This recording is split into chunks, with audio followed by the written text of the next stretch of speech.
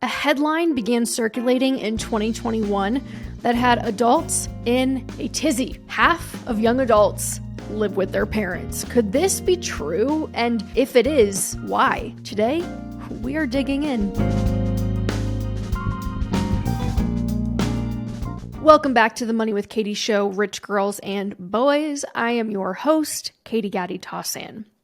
In the post-pandemic zeitgeist, a meme has been circulating on social media that claims 52% of young adults live with their parents. Though, to be fair, the meme does not define young adults. As outrageous claims swirling in the internet cesspool often do, it generated outrage for polar opposite reasons.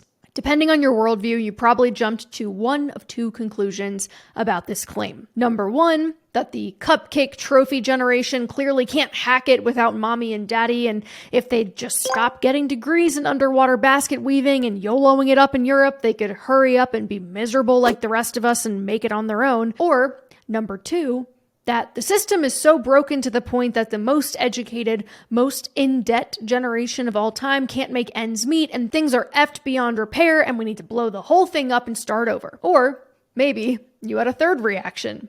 Incredulity. Could this really be true? These numbers seem way too high. Some responses pointed out that the numbers could be skewed for several reasons, including people whose parents live with them, as in the child is the caretaker. Others noted that young adults could include college students who would be making a fiscally wise choice by living at home rather than shelling out thousands of dollars per month for on-campus housing. Still others went back a step and they asked, why have we decided that this is a bad thing? Shipping out of the nest at age 18 or else you're a failure is not a global expectation.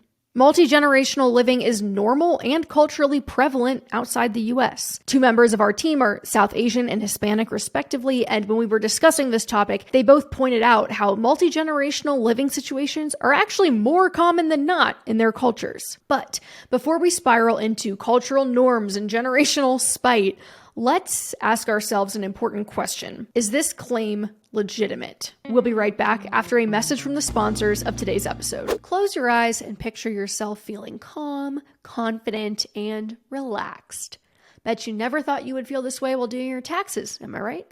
Our presenting sponsor, TaxAct, can make this feeling a reality with easy-to-use software that takes the stress out of filing. You can use TaxAct Expert Assist to get free, unlimited assistance from their team of tax experts who can answer any and all of your questions. They also guarantee their software is accurate and that you'll get your max refund with their $100,000 accuracy and maximum refund guarantees. Don't put off doing your 2022 taxes. Get started with TaxAct for free at taxact.com/moneywithkatie. That's taxact.com/moneywithkatie. So where does the data come from? The first stop on my investigative journey was to check the Pew Research Center since they have the historical context. In data titled Share of Young Adults Living with Parents Rises to Levels Not Seen Since the Great Depression Era, we will link that zinger in the show notes, a dot graph spans the 120 years from 1900 to 2020, and it shows the percentage of 18 to 29-year-olds in the US living with a parent. And the trend line is interesting because between 1900 and 1930, the number hovers in the low 40s range and spikes at 48% in 1940, so during World War II. Then a steep drop-off is observed in the 1950s when the number plummets to 35%, and then it stays relatively low, hitting 29% in the 1960s, 31% in the 1970s, 32% in 1980s, and then begins climbing again in the 1990s, breaching 40% again for the first time in the 2010s, and remaining in the high 40s in the 2020s. The graph's footnotes are careful to note that the way this data is captured has changed over time. It does appear that there were 3 different means of collection over the 120 years shown, and as with all conclusions that hinge on data, our hot takes can only be as valid and sound as the data itself. Maybe most importantly, we now have a more substantive, specific definition of young adult. Someone aged 18 to 29 years old. So the 52% peak of adult children living at home was in July 2020 during Well, you know.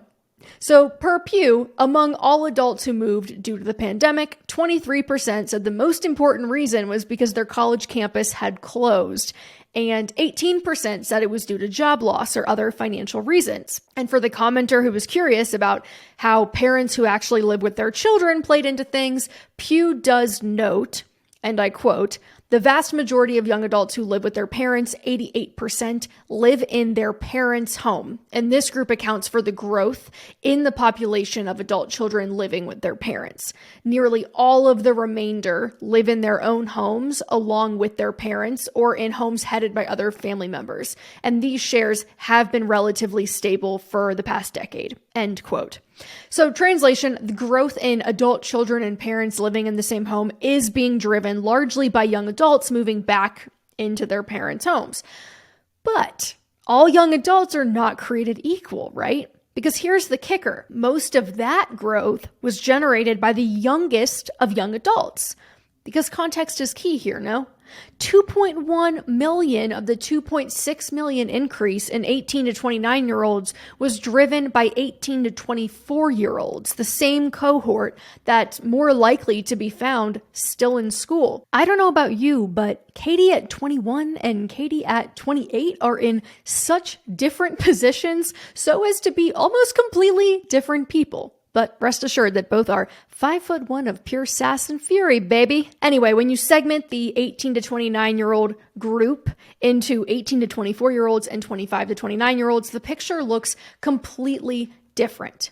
The increase for the older crew increased from 26% in February 2020 to 28% in July 2020, which is a far cry from the 52% of young adults blanket claim. Age differentiation here feels important since the outraged crowd in the meme comments seem to picture Brennan and Dale building their adult bunk beds when they are claiming that young adults have no desire to be independent anymore. And of course, there was a bit of a unique situation that spurred this increase. Global panini with a side of waffle fries, anyone? But that did not stop plenty of outlets from running with the panicked headline, "Half of Americans aged 18 to 29 live with their parents." And several of the articles, like this one from Yahoo Finance and this one from Fortune, which we'll link in the show notes, assign a pretty damning narrative to the data. That young adults are living at home so they can buy Chanel bags and flex on their friends, which the relationship between the two data points is tenuous at best. They basically try to posit this logic that young people are living at home at record rates and luxury goods sales are rising among young people, ergo young people are living at home because / so they can buy luxury goods, ?